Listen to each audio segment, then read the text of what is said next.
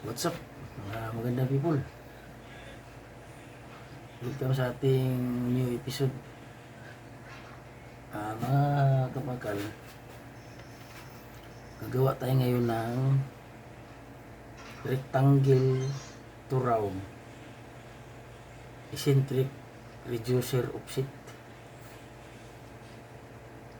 Yung gagawin natin nga reducer, mga kabakal, itong gagawin natin itong rectangle na na reducer,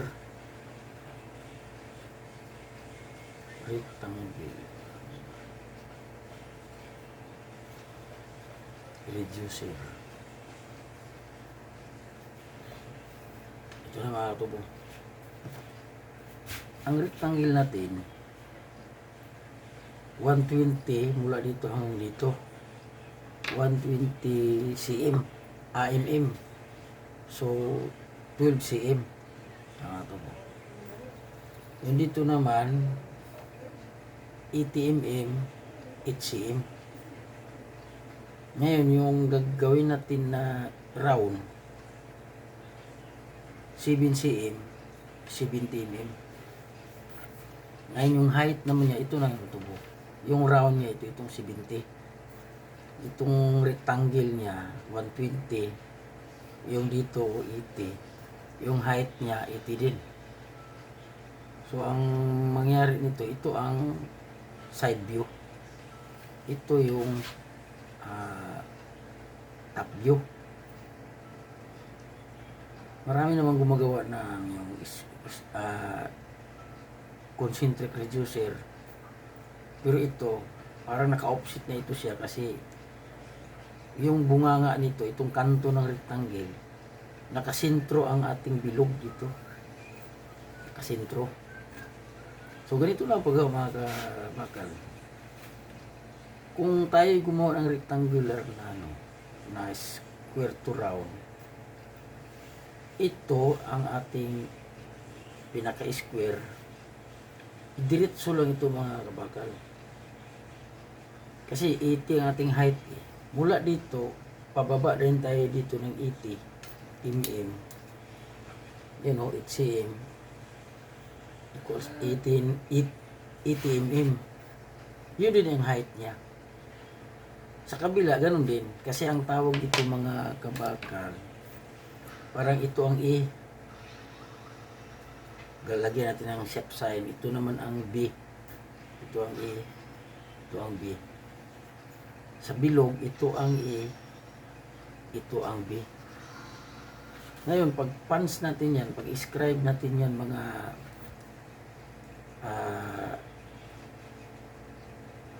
kabakal, pag i-scribe natin yan, ito ang B. Pag ganun ang kaniyang, parang pag ganun ang kaniyang scribe, pag ganun. Pag i-scribe natin siya, pag ganun. Mula dito, pag ganun, kaya pag ganun siya. Para medyo malinaw sa ating mga lalo sa mga baguhan. Ayan. Mula dito, pag ganun, sa B. Pag galing tayo sa E, parang pag ganun ang ating scribe, pag ganun naman, pasalubong. Yan. Para malinaw sa atin. Yan. Ngayon, umpisa na natin itong describe mga mga katubo. Ito naman 120. Ito na, dito na natin i-transfer itong ating may layout dito. Dito natin i-transfer para medyo malinaw sa atin. Ngayon, i-describe na natin mga katubo. Umpisa tayo dito sa E. Dito itong unang gagawin natin mga katubo, itong square natin. Ito pa, lagyan pa natin ng marking. Ito yung 1, 2, 3, 4 sa B. Ganun din sa kabila, ganun din. Ito ang 1, 2, 3, 4. Yung unahin natin yung E na 1. Itong inawan, ganito lang yan mga tubo. Itutok natin siya dito sa sentro ng uno. Yan yung 1. Pag matutok na natin, i-scribe na natin siya. Ganun. Yan. So, ito ang ating 1. Diretso na natin dito sa mga katubo. Dito na sa ating actual. Kung yan ang 1 mga katubo, pag yun ang 1, itong na-intercept nitong mula dito, yung pinakasentro niya ito, yan ang 1. Kukunin natin yung height, dito din natin kukunin yung height mga kabakal ito. Mula dito sa yung height na niya, dito tayo tutok. Yung sa na-intercept ng mula dito, kung saan natin siya i-scribe ng ganun, kung saan siya nagpanagpo dito sa height na to, hanggang dito sa mula sa 1, kung saan siya nagtagpo, yan ang ating 1. Dito natin siya ilipat, i-transfer natin siya. Yan. Ngayon, balik dito tayo para makuha na natin ang sentro dito. Dito tayo sa 1B. Sa 1B, malapit lang ito mga katubo.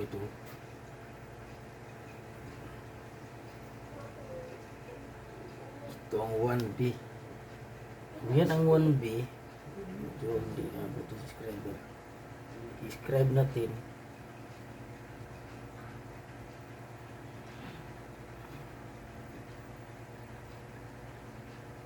Yan.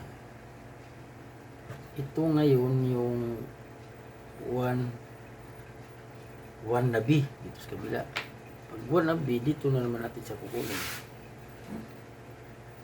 Dito na natin sa kukunin sa B. Sa B tayo eh. Tutok natin sa na-intercept naman dito, yung guhit dito, at saka yung tinutukan niya doon. Diyan na ito ikuha. Yan. Ito yung pinsya lang ng konti yan mga kabakal. Pwede na. Halos dulo lang siya. Hindi na inabot sa guhit ha. Dito pala. Dito. Di guhitan na natin muna para makita na natin. Dito yan mga yan. Ganun siya ngayon.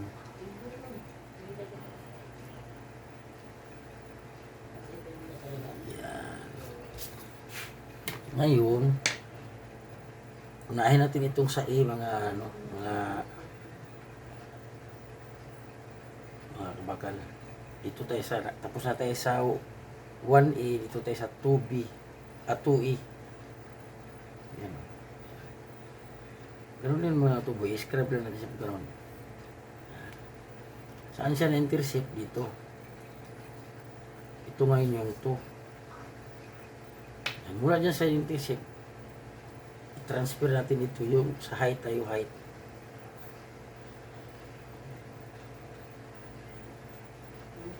Yan. Ito yung height niya mga yan. Paano natin kukunin yan mga katubo yung distance niya? Ito yung distance nito kaya hinati natin siya sa sa B, hinati natin ng 3. 1, 2, 3. Ito sa A, hinati natin ng 3. 1, 2, 3. Yung distansya niya nito, pare-pareho itong distansya eh. Ito. Itong distansya nito. Yan. Yan, distansya. Kung isukat mo yan mga kabakal, pareho-pareho yan. Pareho yung distance na yan. Yan. Pareho. So, yun ang gagawin natin dito. Mula dito sa distance nito. Yan. I-punch lang natin yan. Ito ngayon yung malawak. Kasi ito pala ang 1. Ito yung kat 2. Dito tayo mga katubo sa 3.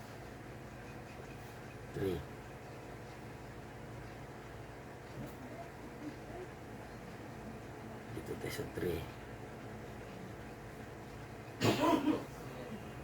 Ganon din, same lang mga katubo.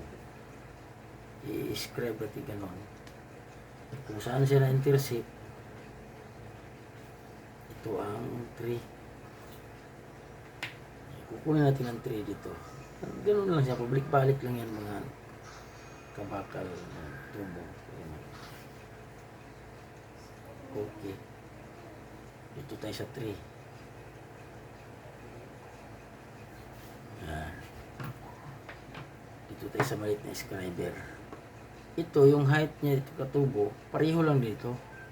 Kung anong height dyan, ilipat mo lang siya dito. Yun din ang yung height. O yan, yan ang height niya. Ito ngayon yung 3. Ito ngayon tayo sa 4E. 4E.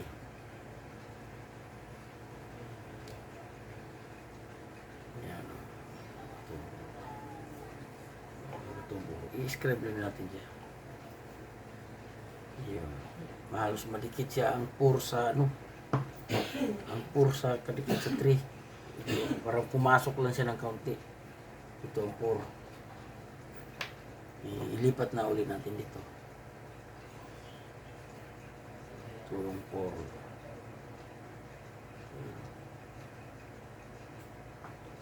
Yan. Ito yung 4. Kung tingnan nyo, halos pumasok lang siya, dumikit lang siya eh. Ganito pa rin yung mga tubo. Yung height niya, distance niya dito, pareho lang din siya sa distance dito.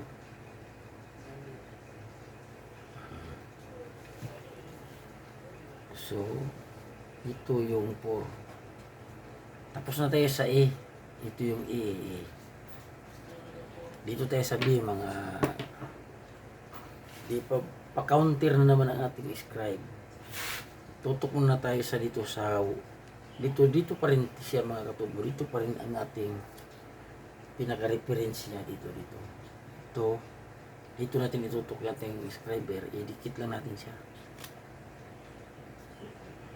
Tutok lang natin siya sa 2. Sa 2B tayo, 2B. Okay. Kung i-scribe mo na siya, kung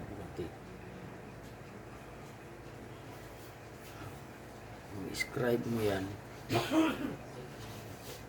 dito tumama yung 2.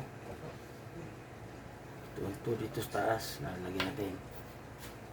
So, dito na tayo sa B, kasi B tayo eh. Kunin natin, ilipat na natin siya dito sa kabila.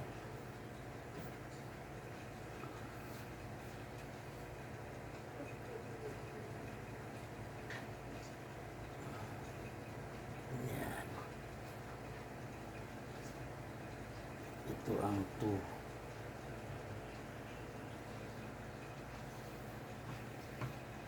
Ganun pa rin mga ano, kabakal. Itong distance dito, ganun pa rin dito sa kabila.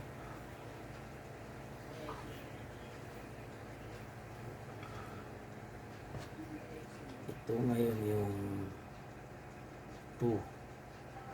Sa B tayo, B. Kasi ito E, ito sa B tayo, B. Balik ulit tayo dito. Tutok naman tayo sa 3. Kasi may 2 na tayo sa 3.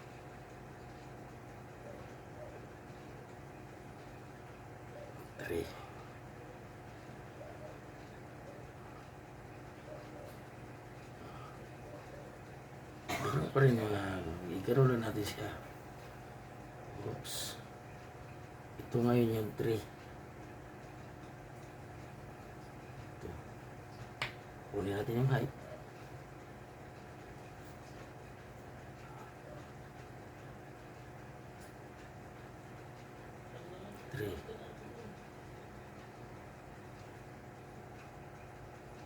Ipat ito 3. Meron pa rin mga tubo, ulit-ulit lang yan itong 3. Ito ang 3.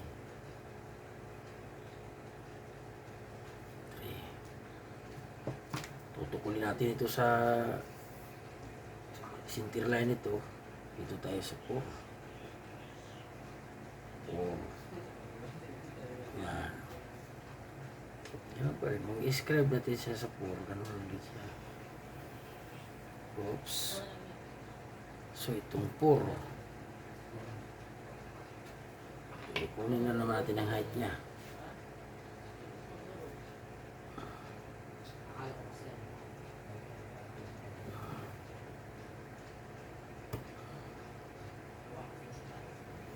Height.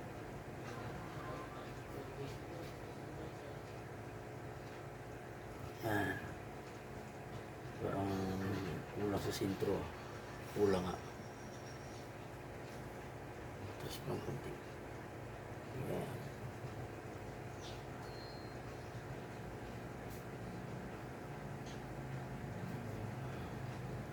Ganun pa rin mga ano. Tubo. Yung height dito, ganun pa rin dito.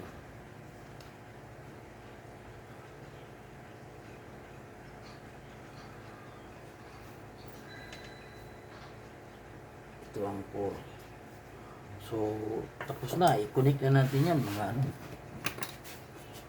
I-connect na natin ito mga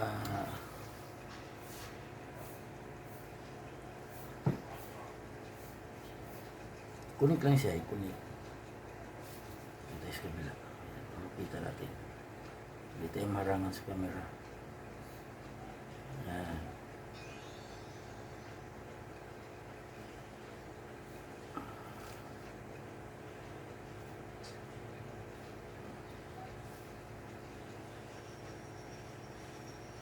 Ganyan lang mga mga ano, sa ganito lang din ang ano, square to round na ano, concentric lang siya. Halos ganito din. Ngayon, i-ano natin. Connect na natin siya. Yung concentric, ganito din. Kaso lang iba lang forma nito kasi eccentric ito nga naka-red, parang naka-offset eh.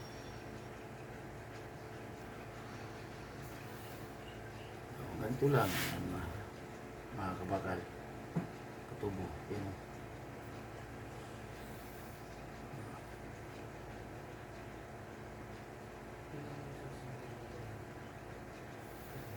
Okay. Isa pa.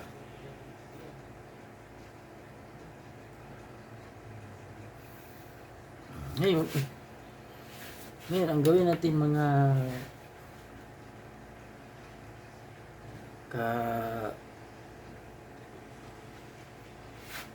bakal para makuha na, kasi ito pa lang siya, may paliko pa ito sa kabila eh. Ang gawin dyan, itong height nito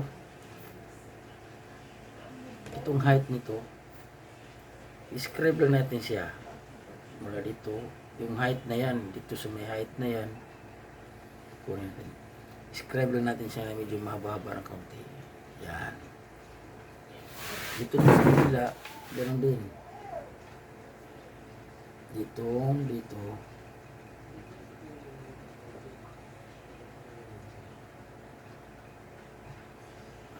Yan.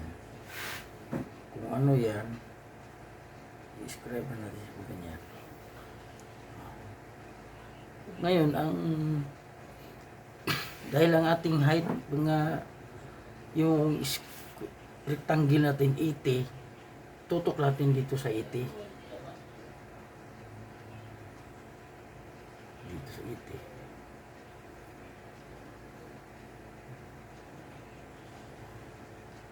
Yan 80. Tutok na dito sa 80. I-punch lang natin siya dyan. Ganon din dito sa kabila. I-punch natin. Pag makapunch na yan mga kabakal, guhit na natin kasi kung hindi natin iganon hindi natin guhitan, hindi din siya matugma doon sa may ano, tugma sa pag-abot na ng square to round. Yan. Ngayon, ang kalahati nito, kasi yung kalahati ito 80, ito na ito eh. Hatiin natin ito mga katubo, kaya kalahati lang naman talaga ang pattern natin. Di, buhitan na lang natin. Ito sa 40. Kuha natin ng 40 dito, kalahati. Yan, buhitan natin dyan.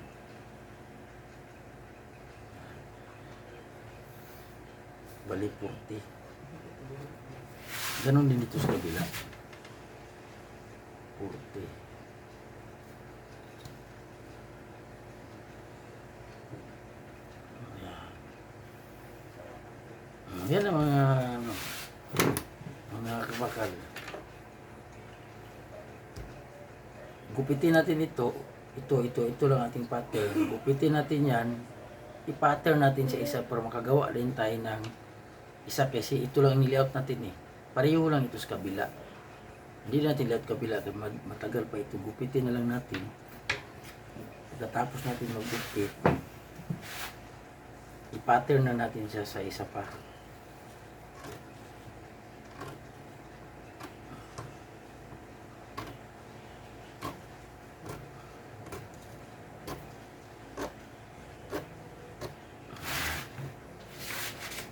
Na mga katubo.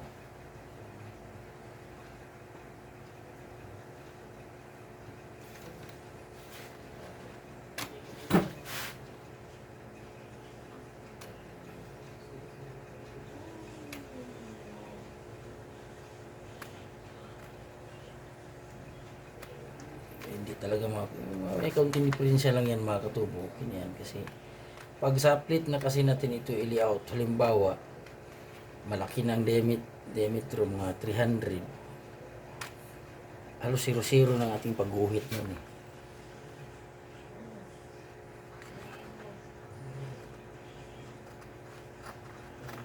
Kaya hindi na gaano ito gunting kasi hindi natin mai-fix eh.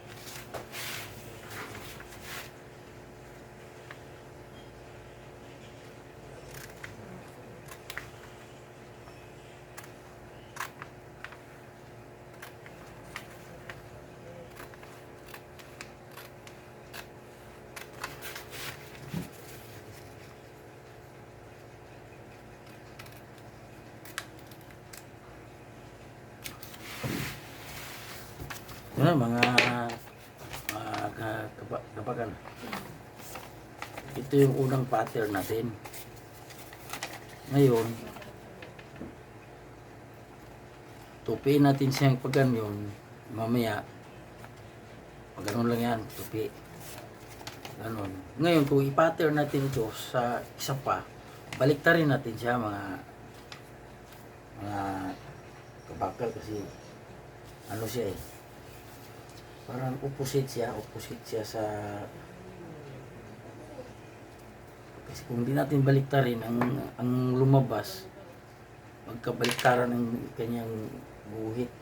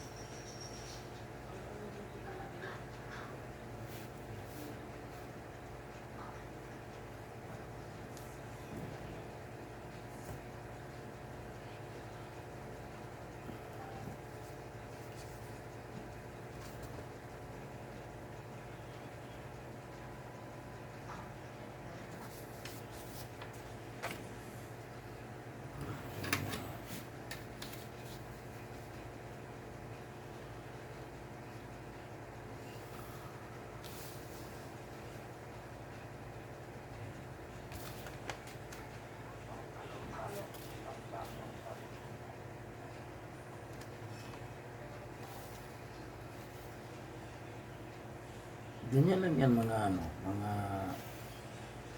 parang laro-laro lang. Pero maganda ito, laro-laro lang. May natutunan tayo. Kahit 1, 2, 3. Kahit pag ano. Importante ito pag matuto tayo ito mga kabakal kasi demand ito sa mga kahit sa ibang bansa.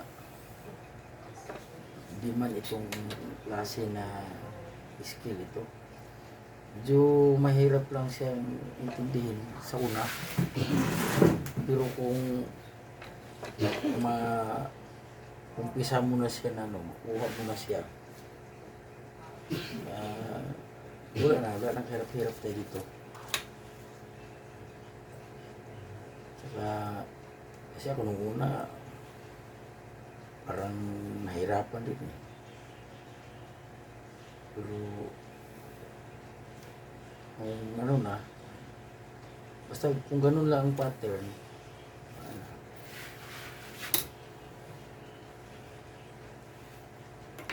ngayon, ang gawin natin dito mga kalit, tapusin ko lang ito gupit, pero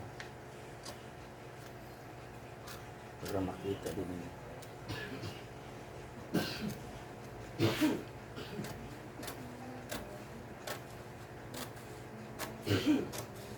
Malimit ito mga kabakal sa ducting fabricator. Ito talagang ginagawa ng mga ducting fabricator. Yung mga sa aircon. Kahit sa ibang bansa, hindi mawala yung ductman yung tawag yung ducting fabricator. Ductman.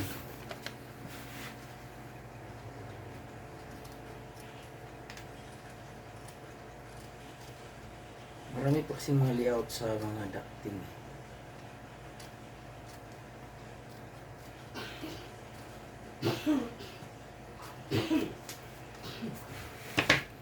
Kung mapansin nyo mga kabakal, mga katubo, pag i-layout mo na siya pag ganun, tupin mo siya kasi kahit sa actual na siya sa plate, i-bend talaga ito kasi kung hindi mo i-bend, hindi makuha ang tamang arko ng rectangular na kaya dapat naka-bend talaga ito.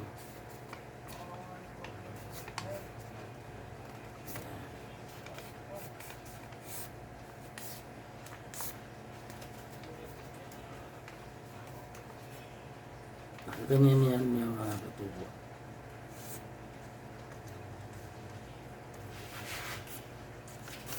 Kailangan i-bend lang yan siya para makuha ang tamang hirap katubo. Kanina ko hindi pala nakita sa camera. Ito na. Ito mga katubo. Alas 11 na kasi ng gabi dito sa sa bahay. Maganda ko na nag-video ng gabi para para hindi siya maingay kasi dito sa araw eh.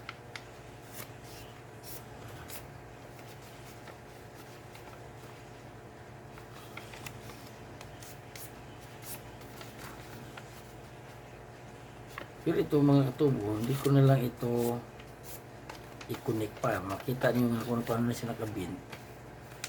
Hindi ko na ito i-connect. Kaya meron na rin akong nabuo na dito na buo na siya. Nagawa ko na rin. Pero ito, para makita ninyo na ganito din ang ginagawa mo na. Kapila na kasi ito. Pero kung sa actual na talaga, na ito, yung kailangan sa plate may panser talaga yan, may center pans bawat guhit para zero hindi din mahirapan ang public. Parang ganun na siya mga katubo, kaya hindi ko na ganun na siya. Tignan mo, ganun na siya. Idikit mo na siya ganun. Ito na ngayon ang ating finished product mga katubo. Ganun. Rectangular square to round. Ito hindi ko na lang i-connect kasi ito na siya. Kung tignan ninyo, ganyan. Oh.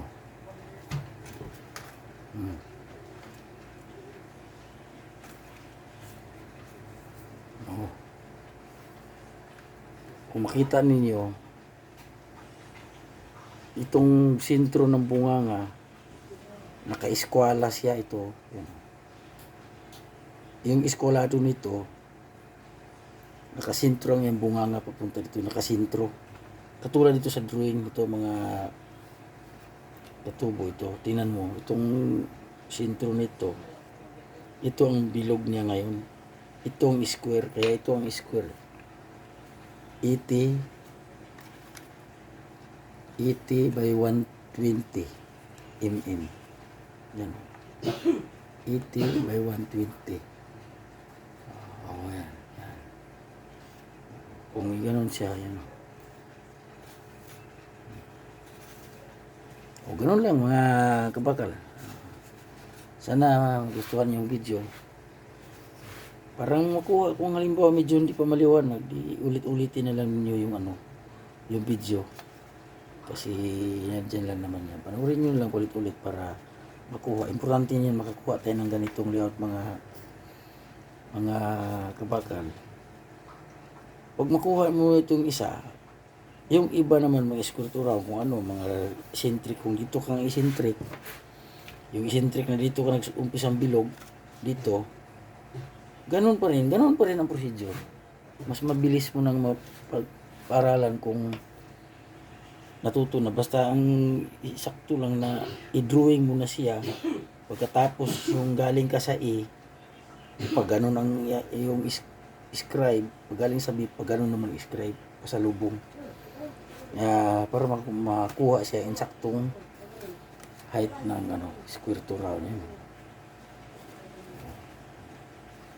So, ganyan lang mga kabakal. Salamat.